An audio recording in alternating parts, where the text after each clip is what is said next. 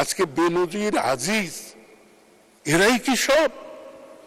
এরকম লক্ষ আজিজ, লক্ষ বেনজির প্রতিটা রন্ধ্রে রন্ধ্রে ঢুকে গিয়েছে। এতক্ষণ ধরে স্বাস্থ্য মন্ত্রণালয়ের মন্ত্রী মহোদয় প্রশ্নবাণে আমরা তাকে ক্ষতবিক্ষত করলাম। তিনি এক পর্যায়ে বললেন যে আমি নিজেও মেন্টাল কেস হয়ে যাচ্ছি। আসলে আমরা কি মানুষের অধিকারকে স্বীকার করি? আমরা শুধু আমাদের কথা ভাবি। আমাদের কথা ভাবলে হবে না, মানুষের কথা ভাবতে হবে। বঙ্গবন্ধুর নেতৃত্বে আমরা কি চেয়েছিলাম?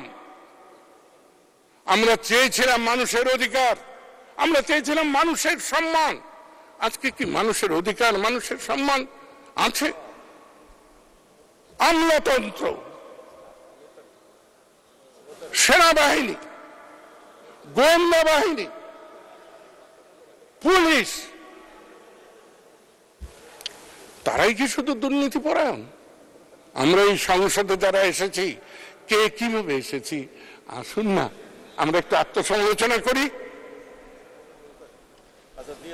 আমরা তো সেটা করছি। মাননীয় সদস্য, আমার দিকে একটু বিবেচনা করে সময় ক্ষেপণ করুন।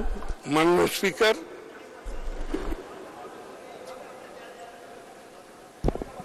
মাননীয় স্পিকার, আমি ঠিক না, আমার আপনি যদি বলেন আমি এখনই বসে পড়বো, কিন্তু মাননীয় স্পিকার, আমার বেদনা বোধ হয়, আমি যন্ত্রণাবিদ্ধ হই। কিছুক্ষণ আগে এক মাননীয় সংসদ সদস্য বললেন যে আপনি এত শান্তিপূর্ণভাবে কথা বললেন, আজকে প্রশ্ন তুললেন। তা আমি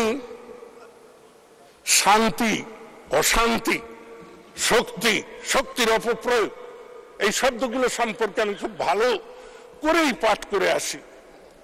আমি বিশ্বাস করি যার শক্তি নাই সে শান্তি প্রতিষ্ঠা করতে পারে না।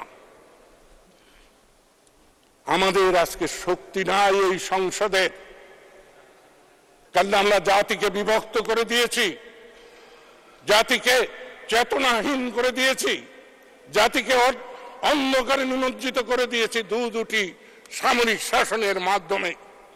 এই জঙ্গি শাসনরা আমাদের চেতনাকে, আমাদের আশা আকাঙ্ক্ষাকে, আমাদের চৈতন্যকে বুটপিষ্ট করে দিয়েছে। তাই আজকে বিভ্রান্ত।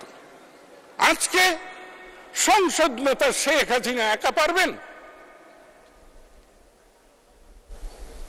কেউ কেউ বলেন আপনি শেখ হাসিনার বিরুদ্ধে বলেন না। আমি শেখ হাসিনার বিরুদ্ধে বলতে যাব কেন? শেখ হাসিনার পরে কে আসবে বলুন? আমাদের শেষ বাতিঘর শেখ হাসিনা বাঙালির। ওকে যদি শেষ করি তাহলে কে আসবে বলুন? যদি আসে আমি তার পক্ষে দাঁড়াবো, আমি সেই দিন শেখ হাসিনার বিপক্ষে বলবো।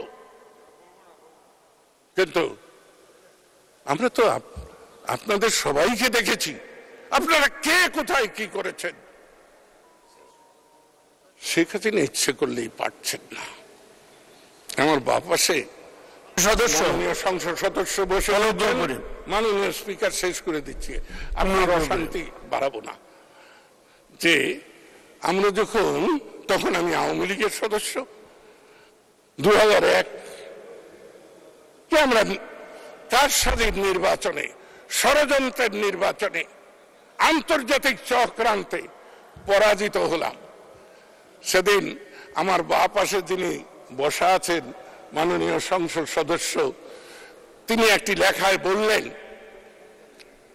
যে আওয়ামী লীগের এই পরাজয় তাদের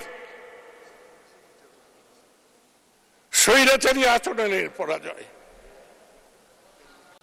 আমি ঠিক উদ্ধৃতি করতে পারলাম কিনা জানি না, তো এইরকম একটা কথা বলে। সদস্য, আমি অনুগ্রহ, আপনি বসুন, আমি বসে পড়ছি। অনেক শুনেছি, আপনি ধন্যবাদ, বক্তব্য রেখেছেন, আপনাকে অসংখ্য ধন্যবাদ। আমি আর সময় দিতে পারলাম না, ধন্যবাদ আপনাকে।